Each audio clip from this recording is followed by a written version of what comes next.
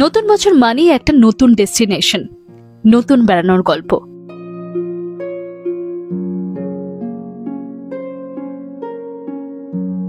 এই গল্পের শুরু পাহাড় দিয়ে। পাহাড়ি জনপদের অনেক কাহিনী, অনেক না জানা গল্প। এরকম সব পদ যেমন আছে, তেমনি রাস্তার ধারে ছোট্ট ঠেকের খাবারও আছে। এবারের বেড়ানোয় বৌদ্ধ গুম্বা আছে, আছে নেপালের ঐতিহাসিক মন্দিরও। এ এক আলাদাই এক্সপিরিয়েন্স। এরকম এক্সপিরিয়েন্স যে হবে মানে আমার এক্সপেকটেশনের বাইরে ছিল। তবে সত্যি বলতে আমাদের যে ট্রিপগুলো সেখানে কিন্তু এরকম এক্সপিরিয়েন্স হতেই থাকে। সো পুরো এক্সপিরিয়েন্সটা থাকবে এই পুরো ব্লগে শেষ অবধি দেখে।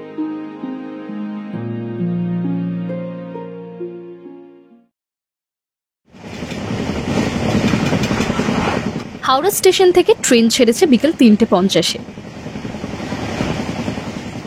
সবুজ মাঠ ঘাট পেরিয়ে পরদিন সকালে সাগৌলি স্টেশনে ট্রেন অনেকটা সময় দাঁড়ালো। স্টেশনের বাইরে একটু বেরিয়েই এই ঠেলা পেয়েছি।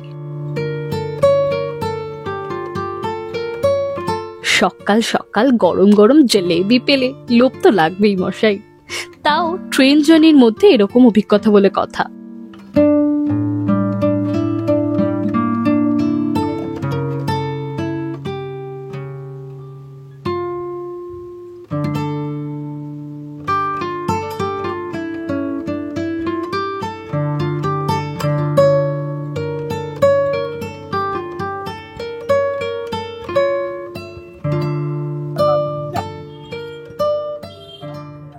রক্সল স্টেশনের বাইরে বেরিয়ে টাঙ্গা নিয়েছি।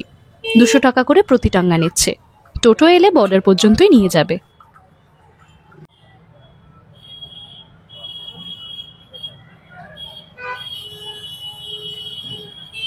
আমরা জাস্ট বর্ডারটা পেরিয়ে এসেছি। বর্ডারটা পেরিয়ে এসে এখানে রেলগেটটা ক্রস করলে এখানে এই টাকা এক্সচেঞ্জ করার জায়গা রয়েছে। তো এখান থেকে ইন্ডিয়ান কারেন্সি থেকে নেপালি কারেন্সিতে কনভার্ট করা যায়। এবং কারণ এরপরে নেপালে ঢুকলে নেপালি কারেন্সি হাতে থাকলে সুবিধা হয়, আইএনআর চলে, তবে নেপালি কারেন্সি হাতে থাকলে সুবিধা হয়। তো এখান থেকে এক্সচেঞ্জ করে নেওয়া যায়।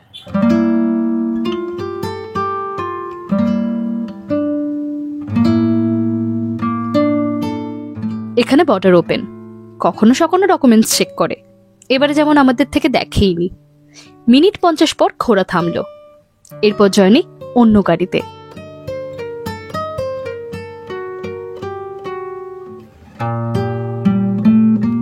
এখান থেকে সোজা বেরিয়ে ডান দিকে গেলে একটু সামান্য এগোলেই বাসপাড়, আর সেখান থেকে এইদিকে বাদিকে ঘন্টাঘর। আমরা এক্স্যাক্টলি এখন যেখানে আছি সেটা হলো ভানুচক। ভানুচক থেকে এই গান বলছি, গাড়িগুলো মোটামুটি লোডিং আনলোডিং হয়, প্যাসেঞ্জার ওঠে। আর এখানে আমরা দাঁড়িয়েছি, হাতে চাটা খাওয়াটা ছুতো। আসলে দাঁড়িয়েছি এখান থেকে সিম নেবো বলে। এখান থেকে তো এনসেল আর এনটিসির সিম পাওয়া যায়। আমি সিম কি বলছি, তো এনসেল আর এনটিসির সিম পাওয়া যায়। তো আমরা এনসেলই নিয়েছি। অনেকগুলো প্যাকেজ ছিল, মানে অনেকগুলো বলতে 1.5 GB ডেটা দেবে ওই 1 সপ্তাহের জন্য। ওটা একটা 200 টাকার। আমরা নিয়েছি 400 টাকাটা। 400 টাকাটা আনলিমিটেড ডেটা এবং তার সঙ্গে 20 মিনিট কলিং আছে। এইটা আমরা চুজ করেছি কারণ আমরা অনেকে আছি। আমরা একটা ডেটা থেকে সবাই ইউজ করবো, একটা ফোন থেকে প্রত্যেকে যাতে কন্ট্যাক্ট করতে পারি।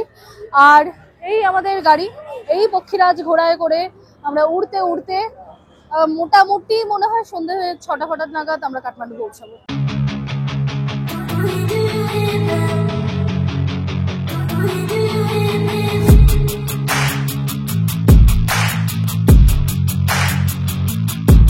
গাড়ির স্পিড পক্ষীরাজ ঘোড়ার থেকে কম কিছু না। শুরুতে রাস্তাও বেশ ভালো।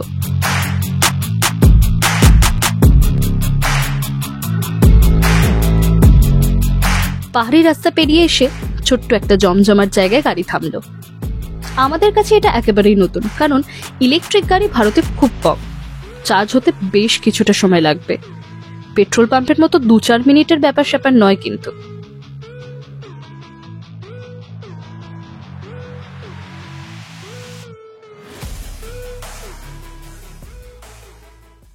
প্রায় 1.5 ঘন্টা হয়ে গেছে, 1.5 ঘন্টা গাড়িতে। তারপর এখানে একটা চার্জিং স্টেশনে দাঁড়িয়েছে। গাড়িটা চার্জ হচ্ছে, 8 ঘন্টা চার্জ হবে, আর ততক্ষণ আমরা চার্জ নেবো নিজেদেরকে, মানে খাওয়া দাওয়া। তো এখানে অনেক রকমের খানা রয়েছে, হ্যাঁ, ভেজ খানা, চিকেন খানা, তারপর চাউমিন রয়েছে। আমরা মিলিয়ে মিশিয়ে অর্ডার করেছি, চিকেন চাউমিন খানা, চিকেন খানা রয়েছে, ভেজ চাউমিন রয়েছে, মোমো রয়েছে। তবে এখানে মোমোটা এখন অ্যাভেলেবল না, তো রয়েছে, খাওয়া রয়েছে, কিন্তু পরিমাণ যা আমি দেখছি, ভাজা 1 বছরের শিশুর, তরকারি 6 মাসের শিশুর, শাক ভাজা, পরিমাণটা একটু আর কি। ভেজ থালি এখানে 200 টাকা, এখানে ভেজ খানা বলছে, আর মানে যতবার ইচ্ছা মানে নিতে পারবে, রিপিট হবে আর কি, তরকারি ভাত সবকিছু সবজি। এটা চাউমিন, এটা রিপিট হবে না, এটা রিপিট হবে না, এটা একটাই প্লেট চিকেন চাউমিন 150 টাকা। একটা থালা নিয়ে সন্ধ্যে পর্যন্ত বসে খেতে পারে। চাউমিনটা খেতেই থাকবে ঠিকঠাক, ড্রাই চাউমিন, ওর উপর চিকেন দেওয়া আছে, হ্যাঁ হ্যাঁ বুঝে পাচ্ছি। ছোলা দেওয়া আছে। মানে চাউমিনে ছোলা, এটা আমরা আগেরবারও যখন নেপালে এসেছিলাম তখনও পেয়েছিলাম, আর এবারেও যখন এলাম তখনও পাচ্ছি। চাউমিনের উপরে ভাজা ছোলা, আর তার সঙ্গে চিকেনের শ্রেডেড পিস করে দেওয়া আছে, কিন্তু আর কোনো সবজি সেরকম নেই। ক্যাপসিকাম আছে, গাজর আছে, আর ছোলা, ছোলা চাউমিনের ছোলা, ছুড়ে যাওয়া চাউমিন।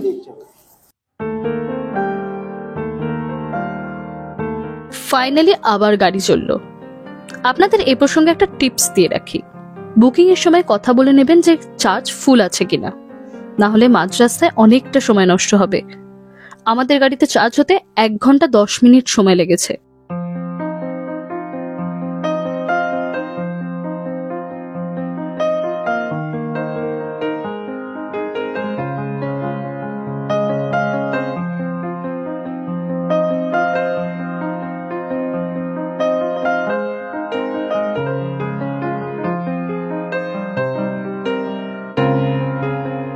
এবার নতুন একটা অভিজ্ঞতা হচ্ছে আমাদের। কি বুঝতে পারছেন না? আরে মশাই, গাড়ি এখন কোন পথ দিয়ে যাচ্ছে দেখুন, দেখুন দেখুন।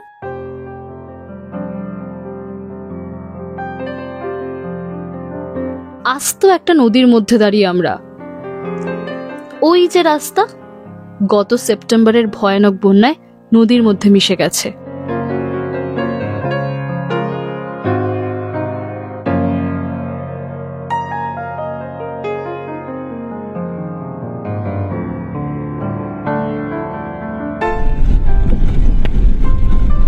অবশ্য বাস এই রাস্তা দিয়ে যায় না, ইলেকট্রিক ভেহিকেল বলে এত খারাপ রাস্তা সত্ত্বেও জার্কিং কম হচ্ছে, না হলে এই রাস্তা দিয়ে গেলে অবস্থা খারাপ হয়ে যাবে।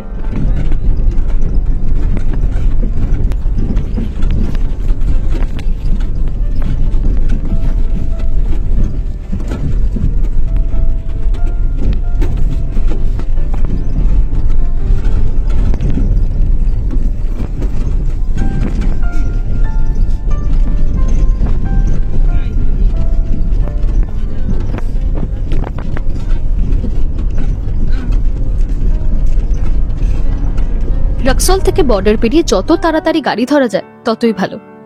বাস মূলত রাত্রে জার্নি করে, কিন্তু এই গাড়িগুলো সকাল থেকেই চলে। আমাদের শেয়ার গাড়ি বাইপাসে নামিয়ে দিল। একটা ক্যাব ধরে হোটেলে এলাম।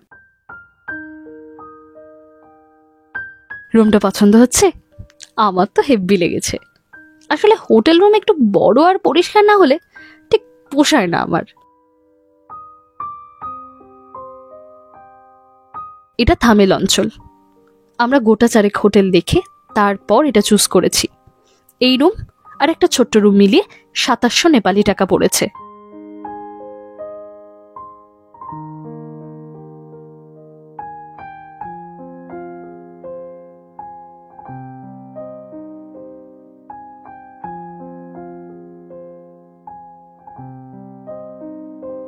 এখানে গরম জল সেন্ট্রাল সিস্টেমে চলে, ছাদে সান হিটার লাগানো, সেখান থেকে প্রতি রুমে সাপ্লাই হয়।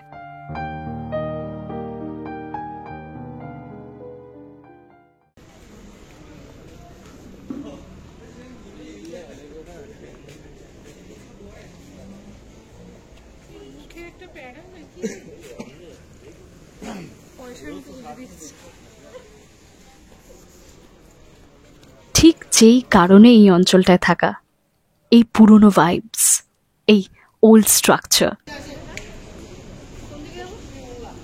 এই জায়গাটা একটা স্কোয়ার মতো এবং এখান থেকেই আমরা ডান দিকে যাব, if I am not wrong. আসলে এই জায়গাটা চুজ করার পিছনে কারণ হলো এখানকার এই স্ট্রাকচারগুলো, মানে সেই পুরনো স্ট্রাকচার যেটা ঘুরতে ঘুরতে যেন মনে হচ্ছে টাইম ল্যাপসে অনেকটা পিছনে চলে গেছি। এখানকার ঘর বাড়ি, সেখানকার মানে প্রত্যেকটা বাড়ির স্ট্রাকচার বেশ পুরনো, কিছু কিছু পুরনো দোকান যেগুলো হয়তো সকালবেলা আরো পরিষ্কার বোঝা যাবে, তবে মানে এসে না একটা সেই পুরনো একটা এনশিয়েন্ট ভাইব পাওয়া যাচ্ছে, যেটা বেশ ভালো লাগছে।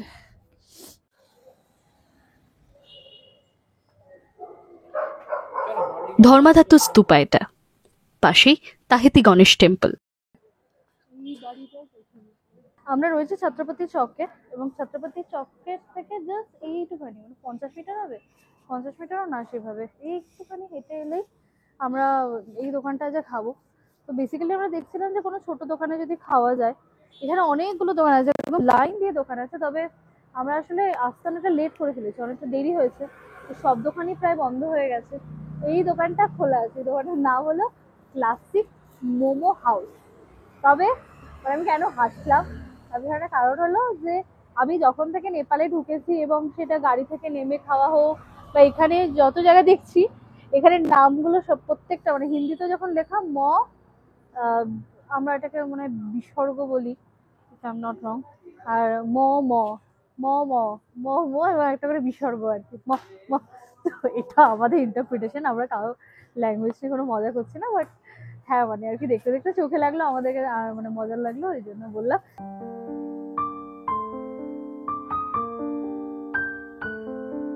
জায়গাটা কিন্তু বেশ কোজি জায়গা, ছোট্ট জায়গা, এখানে মেবি কোনো ফেস্টিভ্যাল ছিল বা কিছু, যার জন্য একদম সাজানো হয়েছে জায়গাটাকে বেলুন দিয়ে খুব সুন্দর করে, এবং খুব বেশি ভিড় নেই, যার জন্য আর কি মানে মানে কনসেন্ট্রেট করে আর কি এক একজনের অর্ডার নেওয়া হচ্ছে। আর আমরা এসেছি সবার শেষে, মেবি আমরা বেরিয়ে যাওয়ার পর আর কি অর্ডার, তো এবারে খাবারটা আসুক, অর্ডার দিয়ে দিচ্ছি, ভুক লাগা। গতবারে নেপাল ট্যুরে এই ঝোল মোমোর স্বাদ এখনো মনে আছে, এবারও তাই অর্ডার করেছি। আর এটা মোমোরই অন্য একটা পদ, আমাদের কাছে নামটাও নতুন। প্রথমবার ট্রাই করছি সানদেকো মোমো। সানদেকো মোমো একদম নতুন আমাদের। বেসিক্যালি এটা মধ্যে মানে মিট রয়েছে, মিটের সঙ্গে সঙ্গে প্রচুর স্যালাড রয়েছে, গাজর, লঙ্কা, ধনেপাতা, পেঁয়াজ দিয়ে এটা স্যালাড মতো করা, এবং তার সঙ্গে এটাকে ওই সসের মধ্যে সটে করা, এবং সেটা টক টক নোনতা নোনতা খাট্টা মিঠা টাইপের টেস্ট যাকে বলে, সেটা টেস্ট।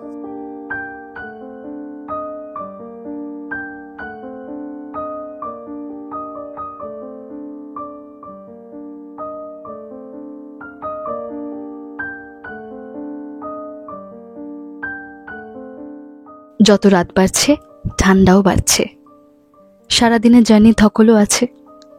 আমরাও শেষ পাতের খাবার শেষ করে রুমে ফিরব। এই পর্বটাও এখানেই শেষ করছি।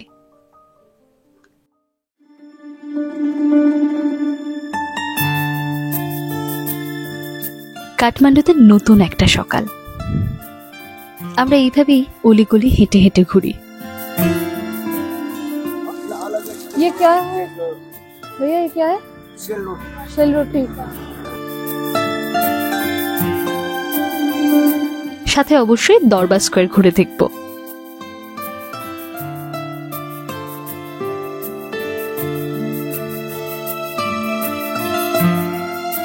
বৃহত্তম বৌদ্ধ স্তূপা এবং সন্ধেবেলার পশুপতি দেবের দর্শন আসছে পরের পর্বে।